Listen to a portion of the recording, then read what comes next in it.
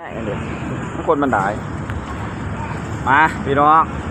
ตอนนี้มาพบเจอกันเนาะอยู่ที่สนามหลวงเราจะขอไปข้างในเลยพี่น้องก่อนอื่นก็ต้องกราบสบายดีและสวัสดีเด้อพ่อแม่พี่น้องกันเบิดสู่ผู้สู่คนเนาะบอกว่าสิอยู่ฝั่งไทยฝั่งลาวหรือต่างประเทศกันยินดีต้อนรับเข้าสู่ส่องคำหวานชาแนลเด้อมาพบมาเจอกับคำหวานมื้อนี้เนาะ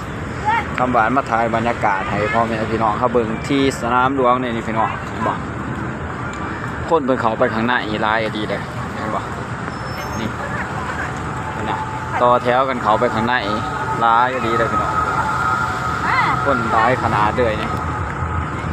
ถ้าว่าไปยืนต่อแถวหน้าได้คำหวานก็สิได้หยุดคลิปไปก่อนเนาะพี่น้องเนาะไปดิไปจะบ่ไปต่อจะบ่ได้เข้าไปนะเดี๋ยวคำหวานก็สิได้หยุดคลิปไปก่อนเนาะถ่ายบรรยากาศให้พ่อแม่พี่น้องเขาเบิ่งเพราะว่าคนเพิ่นสิเข้าไปข้างในเนาะเข้าไปหลายดีเด้อพี่น้องคำหวานก็หยุดคลิปไปก่อนเด้อเดี๋ยวจังไปต่อกันอยู่ข้างในเนาะพี่น้องเนาะต่อกันนี่เด้อพี่น้องเด้อเข้ามาข้างในเรียบร้อยแล้วเนาะคนหลายเป็นหลายเด้อพี่น้องเด้อเขายืดแล้วเขาบ่อยสูบเขาบอกกาแฟเขาก็บ่อยเขาบรรยากาศพี่น้องคนหลายอันนี้ได้เพิ่นย่างเข้ามาในงานเนาะงานอยู่ที่สนามหลวงเนาะพี่น้องเนาะคำว่าจะมาถ่ายบรรยากาศให้พ่อแม่พี่น้องเขาเบิ่งเด้อป้าก็สิบ่แจ้งแน่เนาะมันบอก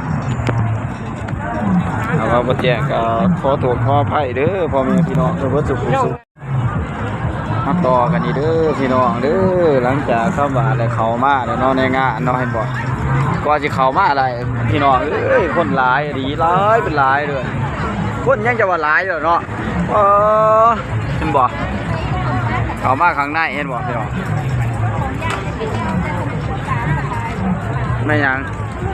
เป็นแบบนี้ล่ะไปยังโอ้นี่งานแบบว่าคอนเสิร์ตเนาะคนมาลงเนาะพี่น้องเนาะถ่ายบรรยากาศให้พ่อแม่พี่น้องเขาเบิ่งเด้อ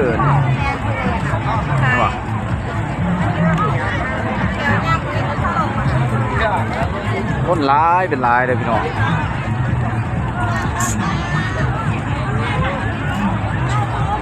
คำว่ากับมาถ่ายบรรยากาศให้พ่อแม่พี่น้องเขาเบิ่งหลังจาก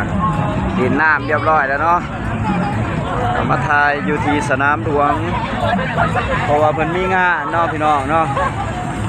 คนหลายดีแต่เต็มเบิด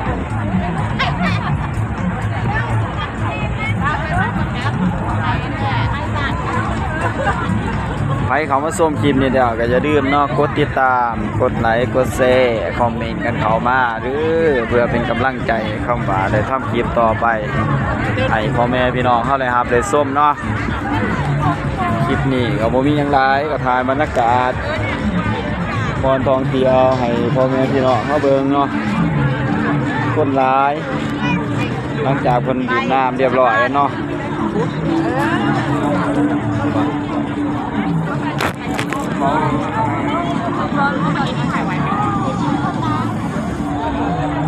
หลังจากคนดินหน้าแล้วเนาะคนทองว่าของหน้าเหมือนกับมาดินอยู่หน้านี่ต่อเนาะพี่น้องเนาะคนร้ายเป็นร้ายบรรยากาศให้พ่อแม่พี่น้องเขาเบิ่งเด้อ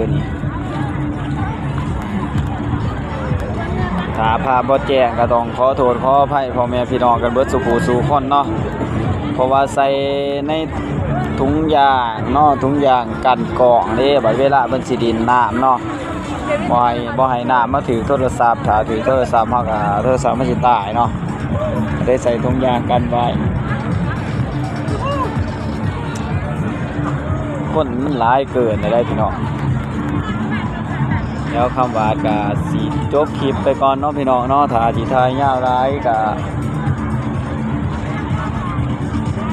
อย่าว่า FC ว่าคลิปเวลายาวหลายเนาะคำว่าก็สิจบคลิปไปก่อนแล้วก็จะถ่ายใหม่เนาะพี่น้องเนาะ แต่คำว่าทำผิดพลาดคลิปนี้ก็ต้องขอโทษขออภัยพ่อแม่พี่น้องกันเบิดสู่ผู้สู่คนเด้อที่เข้ามารับชมกดติดตามสอนคำว่าเนาะ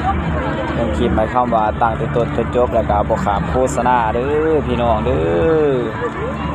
คำว่าก็สิจบคลิปไปแล้วก็สิกราบคำว่าสบายดีแล้วสวัสดีเด้อพ่อแม่พี่น้องกันเบิดสู่ผู้สู่คนเด้อ